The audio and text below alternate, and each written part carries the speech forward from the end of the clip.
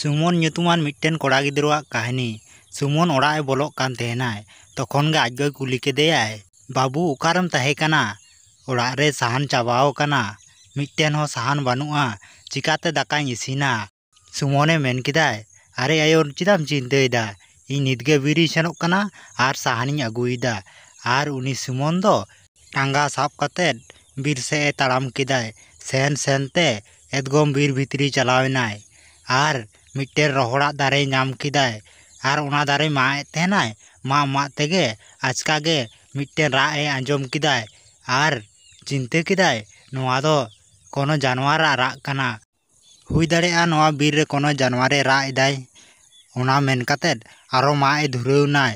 ᱟᱨᱚ ᱢᱤᱫ ᱫᱷᱟᱣ ᱡᱳᱨ ᱜᱮ ᱨᱟᱜ ᱮ ᱟᱸᱡᱚᱢ ᱠᱮᱫᱟᱭ। ᱟᱨ ᱚᱱᱟ ᱨᱟᱜ ᱟᱸᱡᱚᱢ te उनी सुमन दो ओना राग से बई बईते ताड़ाम इदी केदाय। ताड़ाम ताड़ाम ते सेन नाय। मिट्टे झुड़ रे नेले कनाय मिट्टेन तारुब ए झाली कनाय। बाय छाड़ाव दाड़ेयाग कनाय। अरे राग एदाय। मने मने ते चिंता केदाय, नुई तारुब जुदी इन छाड़ाव काया तारे उल्टे हेज कतेद इनके पासे जमी। आर जुदी बइन छाड़ाव काया ताले नुई तारुब नोंडे गे रेंगेज ते गुजुगाय। हर जन्म हुई कतेद नुई तारुब छाड़ाव रेना इᱧ दो उचित कना।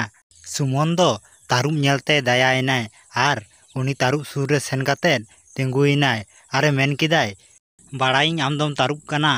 उल्टे हेज कतेद इñगेम जम दाड़ेविᱧा। नोंका जेमन आलू हुयु। हर कांतिኝ छाड़ाव काम कना। आर सुमन दो उनी तारुब दोय छाड़ाव कादेया। आर छाड़ाव कादे खाय उनी तारुब दोय रड़ केदाय, आमेम छाड़ाव कादिኝ ते आडी मारांग में उपकार कादा। नोआ उपकार तिसगे बइन हिड़िñ तामा। उनी सुमन दो मेन केदाय, हैं नोआ दो चिकाते हुई दाड़ेया? तारुब हुई कतम रड़ दाड़ेयाग कना? तारुब ए मेन केदाय, नोआ रना मिदटेन आडी झेल कहानी मेनाआ। मिद समय जखन मिदटेन साधु नोआ बीर हरते हिजुग कान तहेनाय, तखन नोआ बीर रेन तुयु लागाए कान तहेनाको। उनको तुयु ठेन खन नुई साधुኝ बांचाव लेदेते उनी साधु इñ बहरे एम कावदिñाय। एनेते हर लेकाኝ रड़ दाड़ेयाआ। जखन गे जुदी आमाक कोनो दरकार पड़ाग तामा तखन इᱧाग ᱧᱩᱛᱩᱢ होहो गद काग मे, तखन गे ᱧᱤᱨ आतेñ हिजुगा। आर उनी तारुब दो ओना मेन कतेद बीर भितरी सेने ᱧᱤᱨ चालावेनाय। आर उनी सुमन दो दारे माग कतेद ओड़ाग ते साहाने आगु केदाय। ओड़ाग रे आगु कतेद आजगोय कुली केदेयाय, बाबू तिहिñ दो आडीम लेटेना, तीस तो नुनाग दो बाम लेटोआ? सुमने मेन केदाय, अरे आयो दारे बुडरे काटिñ दुड़ुब लेना, एने तेगे तिहिñ दिन लेटेना। सुमन आजगो दो लांदा कतेद दाका इसिने धुरावेनाय। ओना किछु खन बरगे सुमन दो आको आतो पासेरे मिदटेन गडिया मेनाआ। गडिया आड़े रे मिदटेन दारे बुडा मेनाआ। आर आज रेन प्रिया गाते ओंडे हिजुग ताहेनाय। अरे आम दो नितानिम हिजुग कना? इñ दो तीन खनिñ तांगी काद मेया। आर आलुम लैया, इñ आयो बीरते साहान आगुय कुल कादिñ तहेनाय। आर ओनातिñ लेट ᱧᱚᱜ एना। बाड़ायाम तिहिñो बीर रे चिलिñ ᱧᱟᱢ लेदेया? मिदटेन तारुब मिदटेन झुड़ रे झाली कान तहेनाय। आर उनी तारुब इñ छाड़ाव कादे खाय उनी तारुब माय रड़ केदाय। आर मेतादिñे जखन गे जुदी आमा नोआ बीर रे कोनो दरकार हुयुग तामा तखन इñ होहोइñ मे, इñ ᱧᱤᱨ आतेñ हिजुआ। उनी तारुब हर लेकाय रड़ दाड़ेयाग कान तहेनाय। उनी तारुब ए मेनदाय कि मिदटेन साधु बहरे एम कावदिñ ते इñ दो हर लेकाኝ रड़ दाड़ेयाआ। आर उनी प्रिया दोय लैय केदाय, नोआ कथा अकय हॉ आलुम लैय आकोआ आतोरेन। प्रियाय मेन केदाय, इñ बा इñ लागिñ जामाय ᱧᱟᱢ कादेयाय, आमगो तिहिñ गे कुल काय मे आर इñ बा साथे गालमाराव आचो ए। सुमने मेन केदाय, ठीक गिया तिहिñ गिñ कुल काया। आर सुमन दो ओड़ाग सेन कतेद आजगो साथे ए गालमाराव केदाय। आजगो जतो कथाय लैय आदेयार। आर आजगो प्रिया ताको ठेने चालावेनाय। अरे बासंती आम नोंडे चिर हतेते? बाड़ायाम से इñरेन कोड़ा गिद्रा आमरेन कुड़ी गिद्रा कुसिवायाय, ओनाते इñ नोंडे कुल कादिñाय। आर आमरेन कुड़ी गिद्रा हों इñरेन कोड़ा गिद्रा कुसिवायाय, ओनातिñ मेनदा नुकिन दोलांग बापला काकिना। आज बाय मेन केदाय, नोआ दो चिकाते हुई दाड़ेया?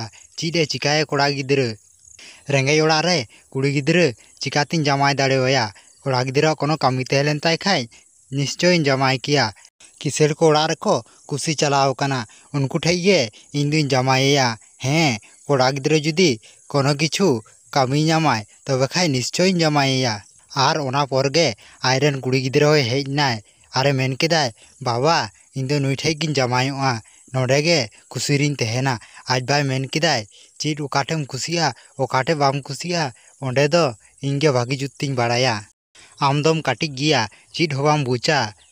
सुमन आजगो दो ओड़ा रे सेन कातेद जतो कथा सुमने लई आदेयाय आर ओना कथा आंजम काते सुमन बीर धारे रे सेन कातेद मिटे दारे ठेसा कातेद चिंताय धुरावेनाय। हठात उनी बाघ हेज काते कुली केदेयाय, अरे गाते चीम चिंतायदा नोडे दुड़ुब कातेद? आर सुमने मेनदाय आर आलुम लैया नोआ आतोरे मिटे कुड़ी गिद्रिंग कुसिवाया आर उनी एटा ठेक को जमाये काना कारण इन दुई रेंगेज गेते बांग को कुसियें काना। उनी तारुए मेन केदाय इन रेंगेज खोइं किसेर दाड़ेयामा तबे मिट्टेन शर्तो मेनाआ इन आदो हर लेका तिसके बई रोड़ दाड़ेयाआ। उनी सुमने मेन केदाय चेदा इन हातेते चेदा आमदम कष्टोआ आम दो तेहे हचोआमे। तारुए मेन केदाय बांग नोआ दो इᱧᱟᱹᱜ कर्तव्य काना आम इन हेलोम बांचाव कादिᱧᱟ। आर उनी सुमन दो उनी तारुब मिट्टेन जायगा रे इदी केदेयाय जहाँ ठे लाहातेना राजावा खजाना तोपा मेनाआ आर ओना जायगा ते सुमने इदी केदेयाय। आरे उदु आदेयाय नोआ जायगा रे लाय मे नोडे खजाना तोपा मेनाआ। आर उनी सुमन दो उनी तारुए मेता दियाय नोडे जुदिኝ लाया बाड़ायिኝ आम दो आदो हर लेखा दो बाम रोड़ दाड़ेयाआ। तारुए मेन केदाय ठीक गिया ओना निये दो आम दो आलुम चिंताया। आर उनी सुमन दो सारी सारी गे ओंडे ला केदाय ला काते नेलदाय आडी उतार सोना रुपा ओंडे तोपा मेनाआ। आर उनी सुमन दो ओना सोना रुपा सेन कातेद जतो ओड़ा ए इदी केदाय। ओड़ा रे इदी कातेद आजगोय उदु आदेयाय। आजगोय नेल के खाय ओबाकेनाय मेता दियाय नुनुक गान सोना रुपा ओकारेम नाम केदा ओकयाम कुमड़ू कादा सेचि? सुमने मेन केदाय नोआ दो बइन कुमड़ू कादा नोआ रेना मिट्टेन काहिनी मेनाआ। आर नोआ काहिनी दो लई बांग कुलाग तिᱧᱟ जुदि नोआ काहिनी लैया तबे इरेन गाते कष्टोय नामाय। आजगोय मेन केदाय ठीक गिया तबे आलुम लैया। आर उनी सुमन आर आजगो दो आडिकिन किसाड़ेना आर पिरिया आजबा दो आयरेन कुड़ी गिद्रा सुमन ठे जामाय कादेयाय।